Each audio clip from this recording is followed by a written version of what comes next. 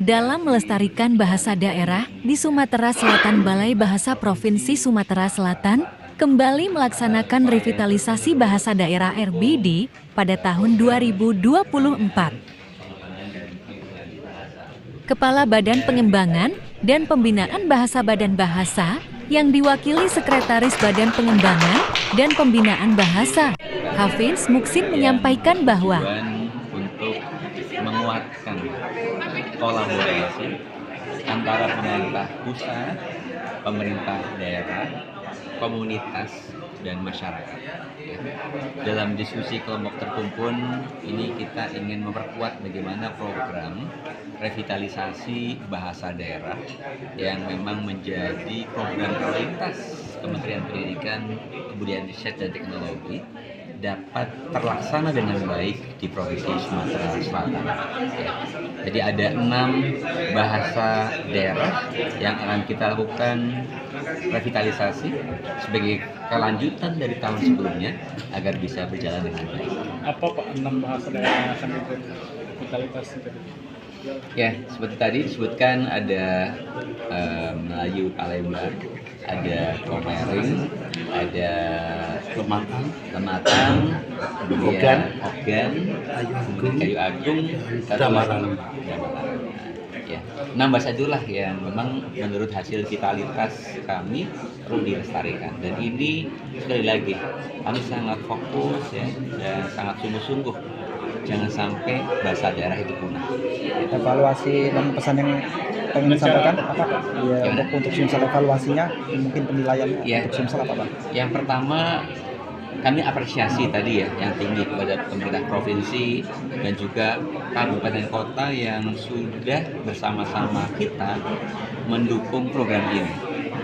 Jadi tidak hanya fokus di dalam program saja, namun dukungan sumber daya, baik tenaga maupun anggaran.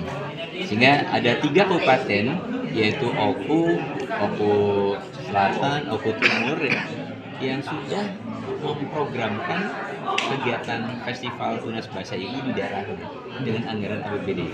Ini kami harapkan tidak hanya 3 kabupaten kota, namun 6 yang kita lakukan melakukan hal yang sama. Ya. Pak, kalau melihat di daerah-daerah Jawa, mereka melestarikan bahasa mereka dengan menjadikan bahasa daerah sebagai mata pelajaran di sekolahnya. Apakah itu juga bakal dilakukan di Sumsel Pak untuk melestarikan bahasa-bahasa daerah di Sumsel? Ya, seperti yang kami sampaikan tadi, sebenarnya pendekatan RBD ini kita lakukan dengan berbeda. Tidak menjadi bahasa yang menjadi beban pelajaran tambahan bagi siswa. Namun tadi dengan berbagai jenis perlombaan yang anak-anak kita suka. Ya. Jadi tidak dituntut belajar karena akan mendapat nilai raport, ya. Namun bagaimana dia suka. Sehingga kalau orang sudah suka, bukan nilai yang dikejar, namun prestasi. Sehingga dia belajar untuk pidato bahasa daerah dengan baik, belajar untuk menulis cerpen dengan baik, belajar untuk mendongeng bahasa daerah dengan baik, dan menguasai seluruh pembelajaran dengan berbagai lomba dengan baik. Artinya mungkin antara satu anak dengan yang lain beda kan, kemampuannya, kemauannya, kesenangannya. Saya nggak bisa pidato, ya udah, kamu lucu tuh. Kamu ikut stand up komedi bahasa daerah, bisa jadi komedian malah. Di Sumsel ini Pak, yang muatan lokal sudah masuk bahasa daerah itu di mana Pak? Nah, memang kalau itu kita serahkan kepada masing-masing kebijakan daerahnya ya. Karena seperti tadi, jangan sampai malah nanti membebani guru, membebani siswa. Jadi tidak harus dengan muatan lokal gitu, tapi dengan pendekatan tadi lomba sudah dibagikan. Kalau data secara lengkap mungkin Mas Pak Karyono ya, ada beberapa daerah yang sudah ada muatan lokalnya, itu silakan. Itu tapi menjadi kebutuhan daerahnya. Kalau mau diajarkan, karena tentunya kalau mau masuk pembelajaran, tentunya harus ada gurunya nih, guru bahasa daerahnya. Belum tentu ada gitu ya. Jadi kita sesuaikan dengan kebutuhannya. Sebagai unsur pentahelik kita ya, tidak hanya pemerintah pusat, pemerintah daerah, tokoh agama, tadi tokoh masyarakat ya, sultan, dan juga komunitas. Tapi yang terpenting lagi adalah media massa nih, sebagai unsur pentahelik kita, tolong gaungkan terus ya. Kalau bisa di media ada kolom khusus tentang bahasa daerahnya.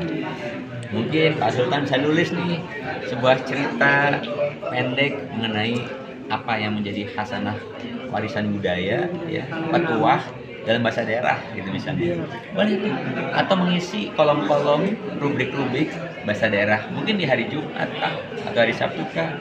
Boleh komunitas, boleh guru, boleh orang tua, ataupun media massa sendiri. Ya.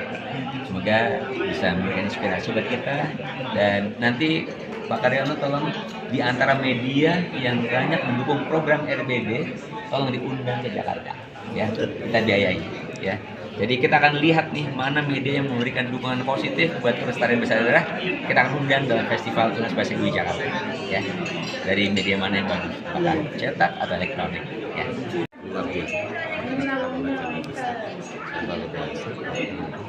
Jadi dalam hal ini kita jelaskan bahwa ada 314 bahasa di Indonesia, 11 itu sudah boleh kita, dan salah satunya adalah bebaso Palembang, ya, seperti bahasa Jawa. Memiliki ayun, simpan, kampung, bebaso itu sudah hilang. Itu kita mengharapkan kerjasama ini nanti kepada dinas bahasa Pak Karyono untuk dapat kita membuat kamus bahasa bebaso yang orang Palembang. Karena kalau sesuatu suku bahasa itu sudah mulai hilang dari bebasonya, maka akan tergradasi hilang budaya.